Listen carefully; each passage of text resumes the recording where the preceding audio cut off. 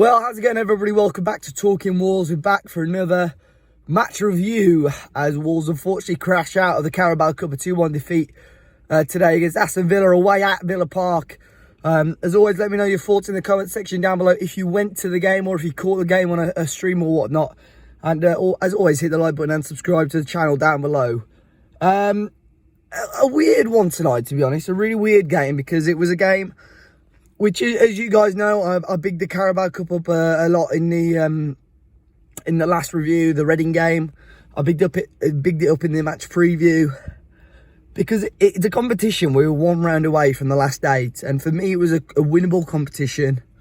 Of course, there are still some big teams in there, but for me, it was a winnable competition. Anything can happen, especially when you're in the last 8. So to see the lineup that Nuno produced today, I was pretty disappointed by. But I can see the positives and I can see the negatives of it. The positives for me is, well, I don't know if they're positives for me, but it's clear to see that Nuno does not prioritise this cup, or the club don't prioritise this cup. And you could tell that not just by the lineup, but by the subs bench as well. There were no first team players on the subs bench. Very minimal first team players in the starting squad. And for me, I was a little bit disappointed. But I saw positives and negatives from that performance. Of course, starting lineup for Wolves: John Ruddy in goal, Jesus Vallejo, Ryan Bennett and Max Kilman at the back, Vinagre and Dion Sanderson as the wing backs, Bruno Jordao and Taylor Perry as the middle 2, and then Neto, Catrone and Chem Campbell as the front 3.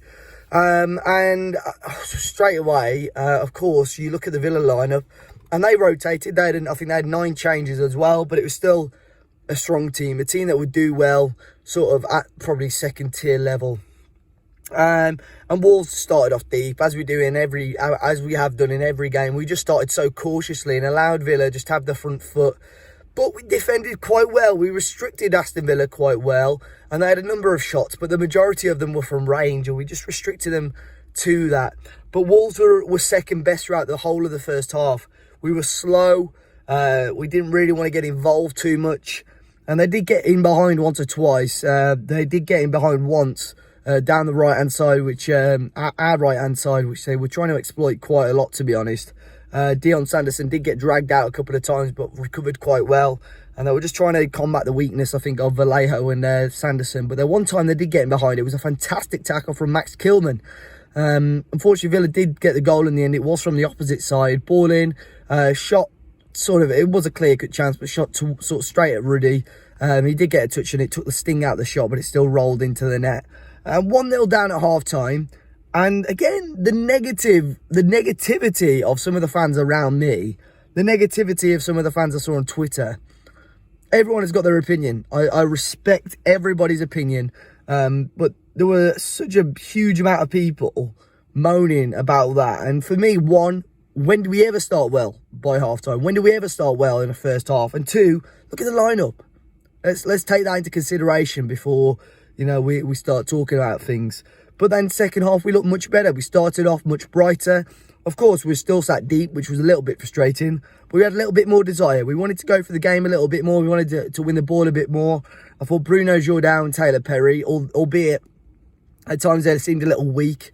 And you could tell they were inexperienced. They actually won the ball quite a number of times and brought it forward. Especially Perry, created a couple of great chances. And in the end, got the assist for the goal. Great work down the left-hand side, cut back inside. I think he actually went for a shot on goal himself. And Catrone gets the final touch and puts it into the back of net. Level pegging. And we could have so easily taken that game to penalties if we could have held on for a little bit longer. But obviously, you know, you're at your most vulnerable when you score a goal, and that's what happened. Villa, set piece, easy as that, another goal for them, and a little bit disappointing. Fans were frustrated with Wolves. I just don't think we got going. And again, for not the first time, not the second time, it's been a theme in, you know, this season. We're just not creating enough chances, and that was not enough service coming up upfield. The defence sort of bypassing the midfield with these long direct balls, and it just didn't quite work. However, at 2-1, we had a golden opportunity. Patrick Catrone coming in, through on goal, clear-cut chance, and unfortunately, straight at Jed Steer, who did enough to keep it out. But I think player of his calibre, a player that we've signed, has got to be doing better there. And I hate to say it, but he's got to be doing better there. But it wasn't enough. Unfortunately, we are out of the cup. There's positives we could take from it. Of course, there are negatives, as always, with every defeat. But if we go and beat Arsenal now on Saturday, with more or less every first-team player rested, I think it'll be a masterstroke from Nuno. As I say, I'm slightly disappointed because I wanted to see us go and do something in this tournament. But if we can go and get 3 points at Arsenal away, I'll be delighted. But guys, let me know your thoughts in the comment section down below. Unfortunately, Wolves crashing out. Best of luck to Aston Villa in the last 8. And until next time, guys, I'll see you all very, very soon.